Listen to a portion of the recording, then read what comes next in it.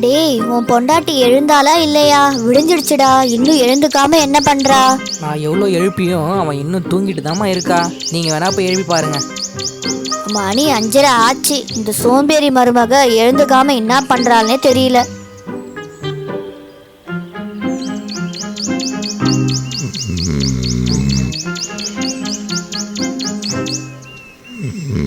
வெண்ணிலா, வெண்ணிலா, எழுந்துடுமா.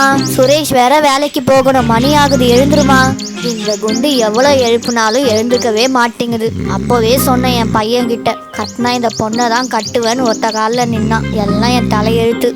Idea, உன்னை இப்போ எப்படி எழுப்புறான் பாரு.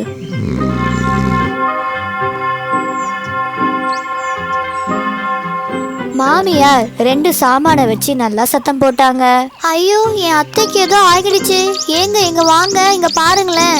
வெண்ணிலா, எனக்கு எதுவும் ஆகலம்மா, நான் இங்க தான் இருக்கேன். மணி ஆயிடுச்சு, போய் வாசலை கூட்டி வீட்டு வேலையெல்லாம் பாரு. டிஃபன் செஞ்சுடு, சாமான்லாம் கழுவிடு.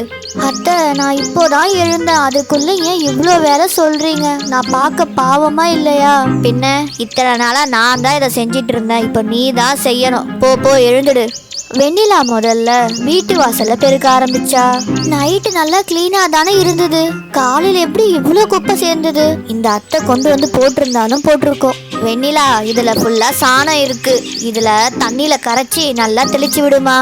அத்தை, அதெல்லாம் வேணாம் அத்தை, கையில ஒரே நாத்து அடிக்கும், நான் தண்ணி மட்டும் தெளிக்கிறேன். ஐயோ, சாணம் தெளிச்சாதான் வீட்டுக்கே நல்லதுமா. வீட்டுக்கு லட்சுமி வருவா, எந்த கிருமியும் வராது, நீ தெளிச்சிடுமா. வெண்ணிலா முகத்தை சுழிச்சிட்டே சாணிய தண்ணியில கரைச்சி வீட்டு வாசல்ல தெளிச்சா. வெண்ணிலா வீடு ஃபுல்லா சாணிய தெளிச்சிட்டு கோலம் போட ஆரம்பிச்சா. அப்பாடா, சூப்பரா ஒரு வழியா கோலத்தை போட்டு முடிச்சாச்சு. வெண்ணிலா, உன்னை கோலத்துல அடிச்சுக்க ஆளே இல்லடி. மாமியார் வந்து கோலத்தை பார்த்தாங்க. என்னடி, கம்பிலாம் அப்படியே இருக்கு, புள்ளிலாம் அப்படியே இருக்கு, ரொம்ப அழகா போட்டிருக்க, உன் மூஞ்சி மாதிரி. அத்தை, பக்கத்துல இருக்க புள்ளிலாம் மிச்சமான புள்ளி, எனக்கு தேவைப்படலை, அதான் யூஸ் பண்ணல. இதுலயே கோலம் அழகா வந்துடுச்சு. உங்களுக்கு பொறாமை என் கோலத்தை பார்த்து. ஏம்மா, நீ கோலம் போட்டது போதும், போய் காஃபி போடு போ.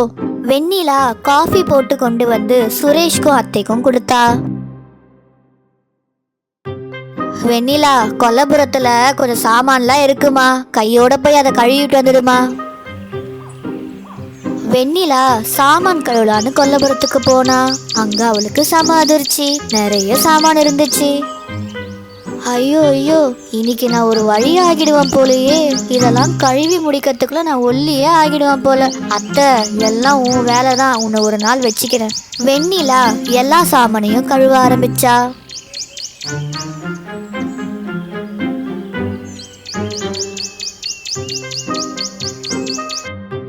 அப்பாடா, ஒரு வழியா எல்லாத்தையுமே கழுவி முடிச்சிட்டேன். முடியலடா, என்னை யாராச்சும் காப்பாத்துங்களேன். சுரேஷ் தண்ணி கொண்டு வந்து வெண்ணிலாக்கு கொடுத்தான்.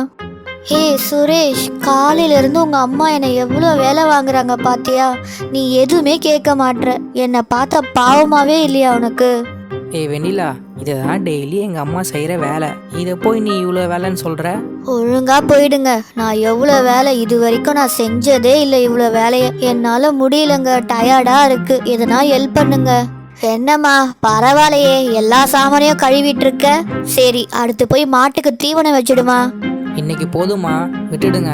அவ இது வரைக்கும் இவ்வளோ வேலை செஞ்சதில்லை, நாளையிலேருந்து செய்வா. இத்தனை நாளா அம்மாலாம் செஞ்சிட்டு இருந்தேன் இந்த வேலையை தான். அப்பெல்லாம் உனக்கு கண்ணுக்கு தெரியலையா? இப்போ பொண்டாட்டி செய்யறது மட்டும்தான் உனக்கு தெரியுதா? நல்லா இருக்குடா உன் நியாயம். அம்மா, நான் அப்படி சொல்ல வரல, இது வரைக்கும் இவ்வளோ செஞ்சதில்லைன்னு தான் சொன்னேன். நீங்கள் உடனே ஆரம்பிச்சிட்டீங்களா? கிராமத்துக்கு வந்தா எல்லாமே பழகிக்க வேண்டியதுதான். நம்ம கிராமத்து வழிமுறை இப்படிதான் இருக்கும். எல்லாம் போக போக சரியாயிடும். நீ வேலைக்கு கிளம்பு, நேரம் ஆகுது பாரு. வெண்ணிலா மாட்டுக்கெல்லாம் தீவனம் வச்சா, அப்புறம் குளிக்கவும் போயிட்டா.